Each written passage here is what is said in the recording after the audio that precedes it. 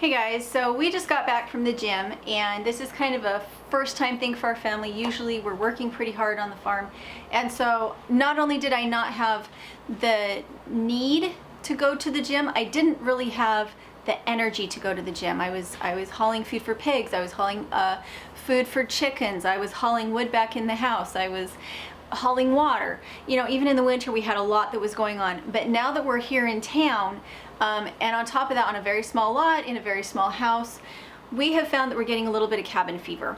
And so the reason my hair looks like it will never be ever the same again is because we've been going to the pool just about every day. And so I wanted to talk about physical things. I got hit really good by the goat, our buck, a couple months ago, and he actually damaged the tendon that runs from my hand and up into my elbow, and I have a lot of stiffness in it, and I could be like, oh, I can't do anything unless I can get physical therapy, and would physical therapy even help? Or I can start to experiment and say, okay, well maybe yoga will help, okay, maybe water exercise will help. Let's just start trying things. And I'm really excited about it. I'm excited about it because it is a transition for us. It is something of a mental transition. Rather than trying to save money and stay close to home because we have plenty of work here to do, we're having to kind of branch out, go out and be around people, go out and find ways to get motion. And so if you are housebound, I do think that a grow light and seedlings can really help with kind of those middle of winter doldrums, maybe blues that we get into.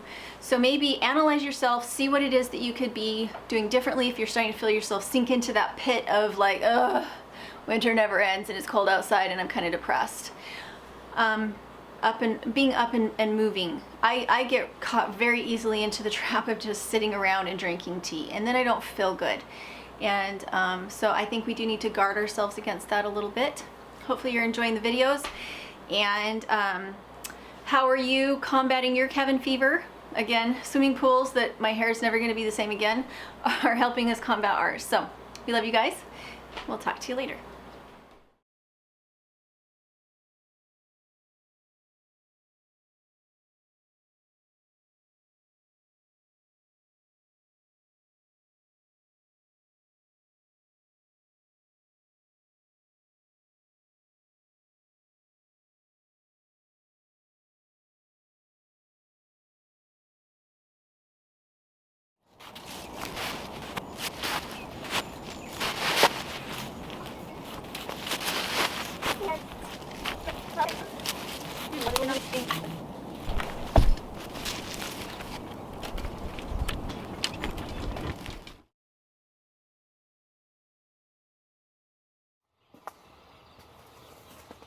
Good morning.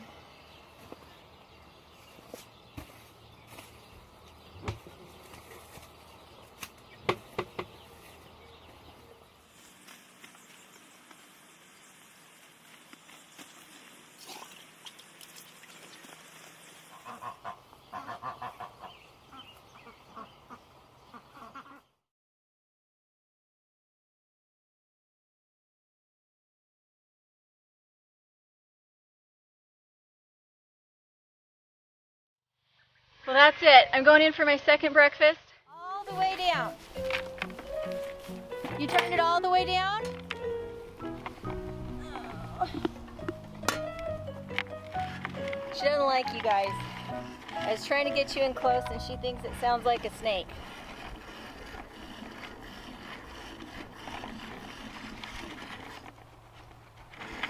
We'll have to let her get used to you. Did you fill up the outhouse water? And you filled up the blue water? All the way? Did ya? Huh? Go fill it up.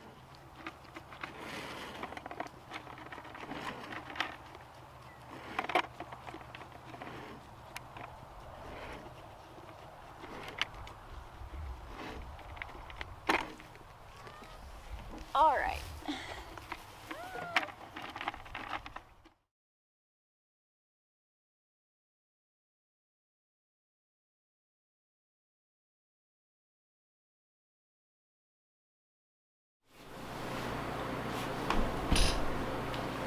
Hey guys, so one of the reasons I love gardening and homesteading type things is that there's slow things to do and fast things to do, and depending on kind of what you're feeling like, you can pick and choose. So I'm having a very slow day today. I'm going to show you how I exercise when I'm having a slow day and some of the fun gardening things that I do on a slow day. So we're going to plant some seeds, and tomorrow Bobby's coming over so we can, transplant, pot up the ones that are already growing really well. So especially with herbs, it's important to use these little jiffy pots.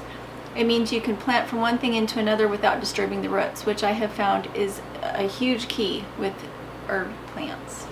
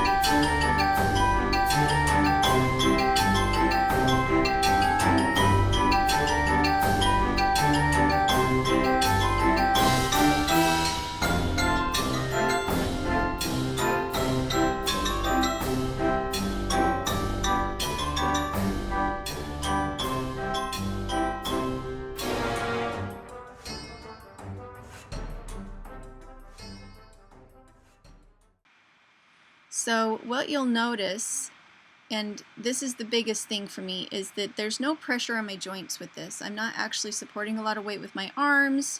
What I'm actually doing is what feels good to me. I'm not doing a prescribed number of exercises. All I'm doing is getting motion that feels good to me. I'm draining my lymph. I am stretching my spine. I'm stretching my joints. It doesn't hurt.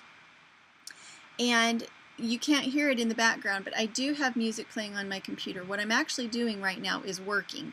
I am working on letting some videos download, and I'm checking on the progress of certain projects every once in a while. And so what looks like I'm just kind of dinking around and playing around on a ball, I do this for several hours a day.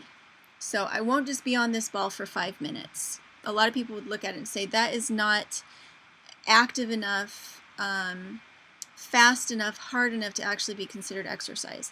But look at what I'm doing now, and then consider that I'm going to be doing this for 5 to 7 hours. Now, if I was sitting in front of this computer and trying to get my work done, and I wasn't moving like this in between projects, I would be sitting or laying down all day. I'm in a tiny house. I'm supervising my kids on homeschool.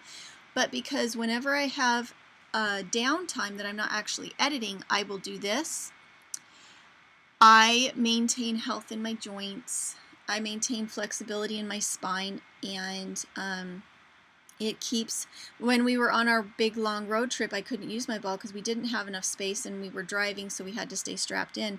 And that was when I started to actually have some edema in my ankles from blood pooling and from just not having enough activity. So now that we're stationary, this is what I do. I'm in the middle of editing. So there I am. I'm checking on the progress of whatever I'm working on, checking to see if I'm actually at a point where I can do work.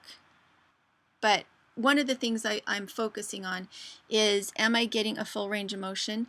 Am I just stretching, or am I also, if I have something that moves muscles towards the back of my body, am I then doing exercises that bring my muscles to the front of my body? And I have used an exercise ball like this. I first got one when I first started YouTubing, because I found that when I sat at the desk as much as I did, I was starting to slump, I was starting to develop a belly, and I was having weight gain because sometimes I would eat at my desk. Also, I was having problems with my wrist as far as carpal tunnel. I was doing a lot of spinning. You can see my spinning wheel there to the left. I was working very hard mentally and with my little fingers, but I wasn't getting as much exercise out on the farm as I was used to getting. I was actually starting to make a living doing what I was doing on the computer, and it was starting to take a toll on my health. So you can see nothing that I'm doing is strenuous. I'm using the ball for support so that I am not putting a lot of strain on my wrists or on my fingers, but I'm giving a good gentle stretch. I'm not sure there's a gentler way to do this, and you can get an exercise chair that will actually stabilize the ball, and the reason I don't use that is because I don't want it stabilized. Every movement I make on this is exercising my core. There's absolutely no need for me to go and do sit-ups after 7 hours of doing this. And even though I still have okay, so here's the thing. This doesn't make me a skinny mini. It doesn't give me a six-pack abs. What it does do, it allows me to eat what I need to eat to stay healthy, which has a tendency to be very high fat, high protein, lots of vegetables, gluten-free. I'm celiac, but a lot of what I eat needs to be high fat in order for me to function. And so on a very high fat diet, this is how I move so that I can eat what I need to eat and still feel good and, you know, stay functional.